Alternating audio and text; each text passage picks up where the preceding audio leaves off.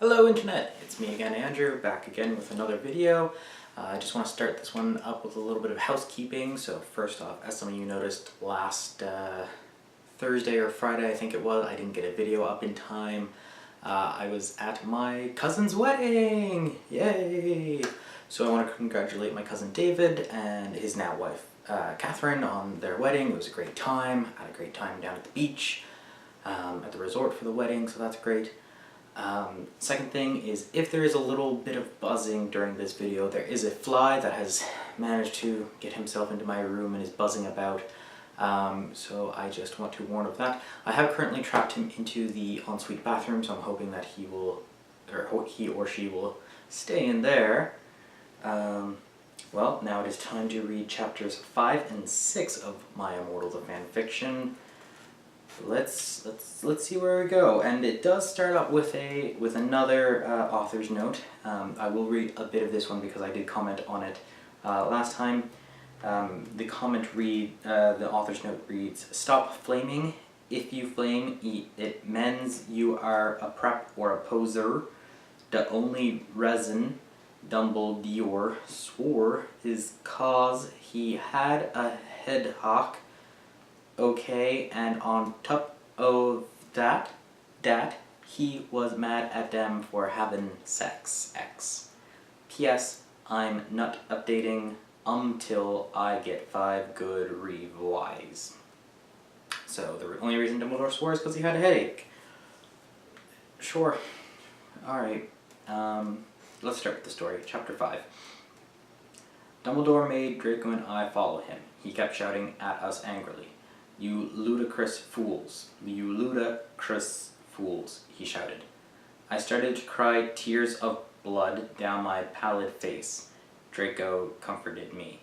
When we went back to the castle, Dumbledore took us to Professor Snape and Professor McGonagall, who were both looking very angry. "They were having sexual intercourse in the Forbidden Forest," he yelled in a furious voice.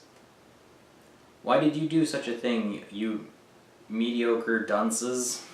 asked Professor McGonagall. That sounds like real. That sounds like true Professor McGonagall right there. "How dare you?" demanded Professor Snape. And then Draco shrieked, "Because I love her!" That was my best shriek. I'm sorry, that wasn't the fanfiction's fault, that was me. Everyone was quiet. Dumbledore and Professor McGonagall still looked mad, but Professor Snape said, "Fine. Very well, you may go up to your rooms." Because Snape is the cool, calm, collected one. Draco and I went upstairs while the teachers glared at us. "Are you okay, Ebony?" Draco asked me gently. "Yeah, I guess," I lied. I went to the girls' dorm and brushed my teeth and my hair and changed into a low-cut black floor-length dress with red lace all around it and black high heels when I came out, because girls wear high heels to bed. That is a thing I've learned. It says so here, and in porn, girls wear high heels to bed, all the time.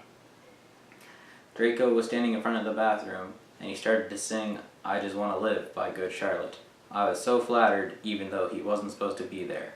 We hugged and kissed. After that, we said goodbye, and he reluctantly went back into his room. True romance. They say romance is dead. Miss Ebony Darkness is proving that to be false. Chapter 6.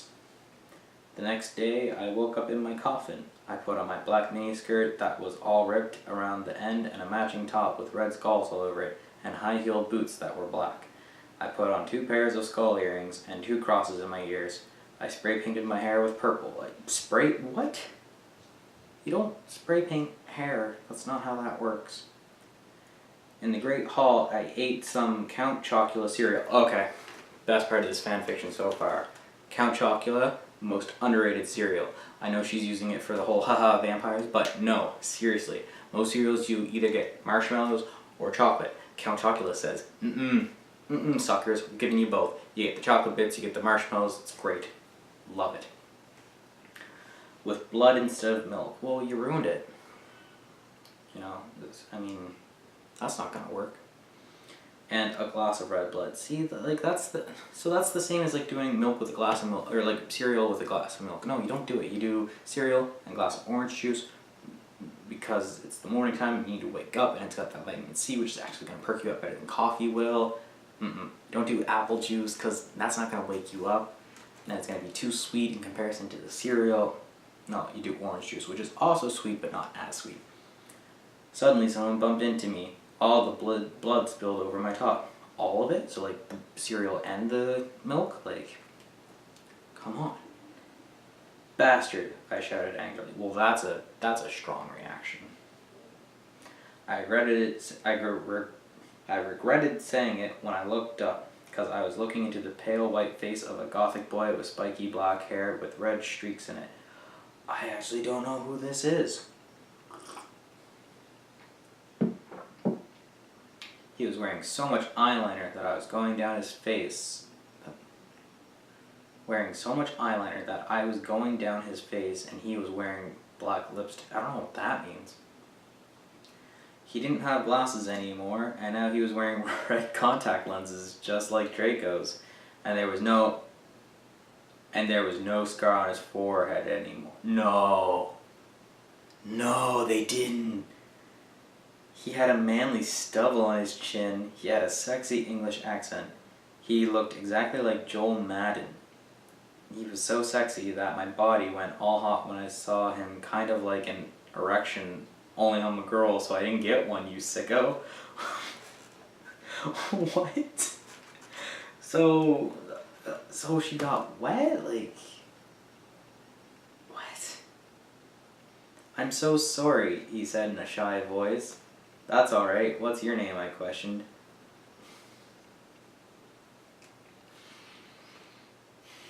My name's Harry Potter, although most people call me Vampire these days. What? These days, he grumbled. Why? I exclaimed. Because I love the taste of human blood, he giggled. Well, I am a vampire, I confessed. Really? He whimpered. Yeah, I roared. We sat down to talk for a while. Then Draco came up behind me and told me he had a surprise for me, so I went away with him. Alright, so that's the end of chapter 6. So what do I think of that?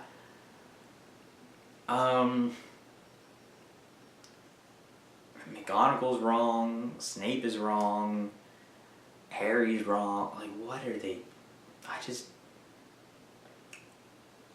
I really don't know.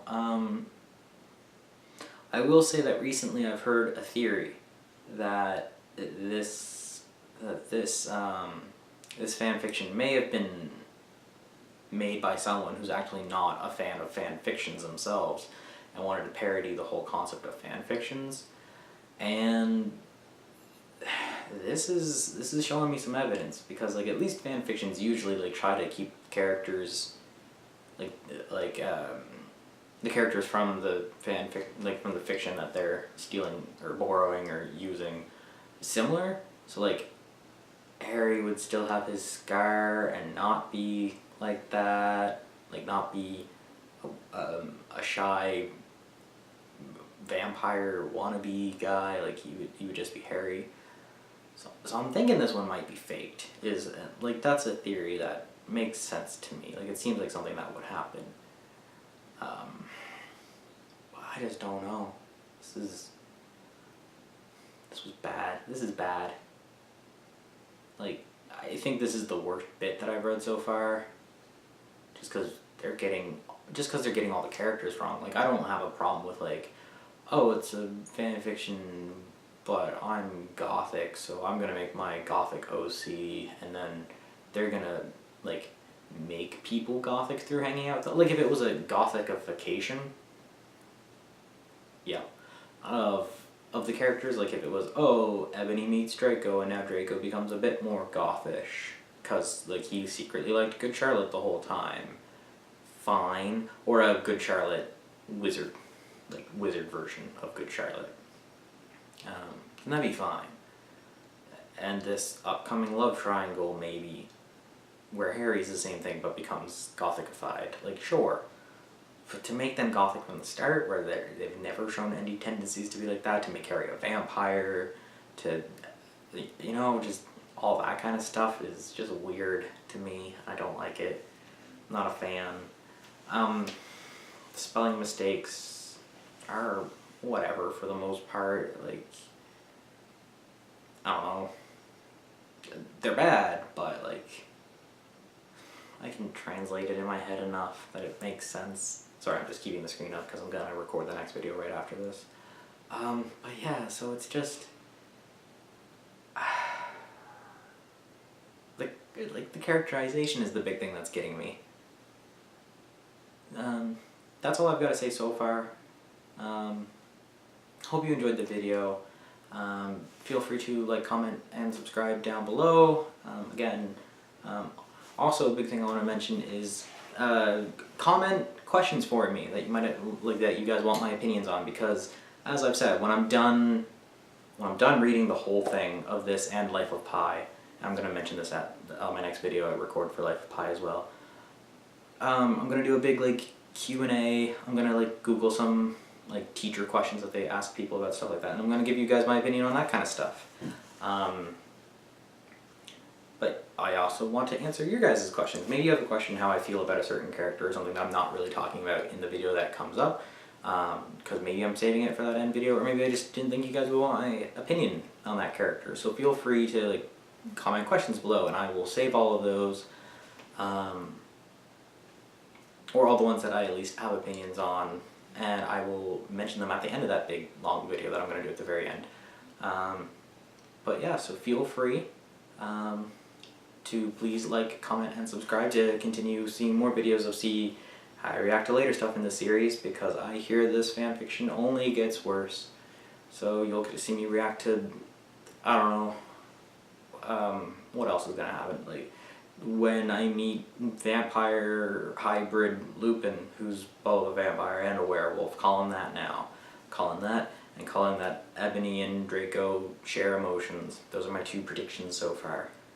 Other than that, I have no idea where this is going. But yeah, hope you enjoyed. Bye!